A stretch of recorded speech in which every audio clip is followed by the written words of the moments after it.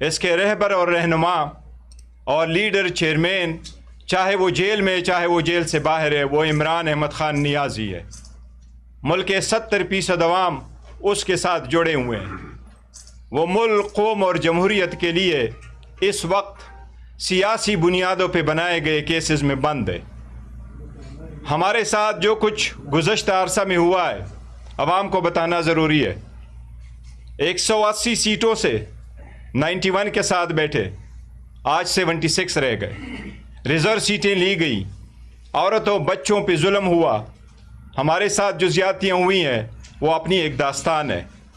ہماری اپنی گھر کی سیٹ بھی چلی گئی، ہم نے کچھ بھی نہیں کہا۔ ہم صبر کرتے رہے کہ ملک میں جمہوریت ہو۔ ہم نے ہمیشہ سے یہ کہا ہے کہ پاکستان تحریک انصاف کا نظریہ، زاویہ، بیانیہ جمہوریت ہے، امن ہے، عملداری ہے، لا پہ قانون کی بالادستی ہے۔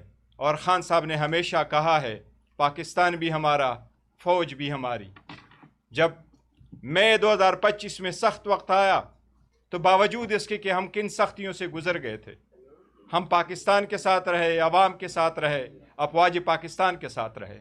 ہم نے ان کے رول کو سراہا، ہم ان کے ساتھ کھڑے رہے، اور ہمارے ہی کچھ کنٹریبیوشن نے اس ملک کو ایک بہت بڑے کامیابی سے ہمکنار کیا۔ ہم یہ واضح کریں کہ اس کے باوجود کہ 26ویں ترمیم میں کیا ہوا تھا، 27ویں ترمیم کس طرح منظور ہوئی، ان سب کچھ کے بعد ہم سمجھ رہے تھے کہ شاید آخر کار ہم بہتری کی طرف چلے جائیں گے۔ لیکن کل کی جو پریس کانفرنس ہوئی اس سے بہت سخت مایوسی ہوئی۔ جو الفاظ استعمال کیے گئے ہیں وہ الفاظ مناسب نہیں تھے، وہ الفاظ غلط تھے۔ ایک بڑی پولیٹیکل پارٹی، اس کی لیڈرشپ یا وزیر اعلیٰ KPK کے بارے میں اشارتاً بھی کچھ ایسے الفاظ کا استعمال ہونا، ایسے بڑے ادارے کے بڑے افسر کی طرف سے آنا جمہوریت کے لیے بدقسمتی ہے، اچھا شگون نہیں ہے۔ ہم نہیں چاہتے کوئی ہے ہمارا دشمن ہی ہے کہ وہ پہ در پہ ایک دوسرے کے خلاف پریس کانفرنسوں سے خوش ہوگا۔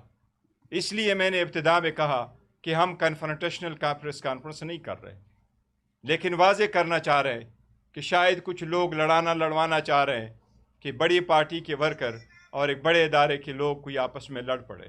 ایسا ہرگز نہیں ہونا چاہیے، لیکن یہ واضح کریں کہ پاکستان تحریک انصاف اس بات سمجھتی ہے کہ کسی بھی تباہی کی ابتدا ہمیشہ سے چند نامناسب الفاظ کی ادائیگی سے ہوتا ہے۔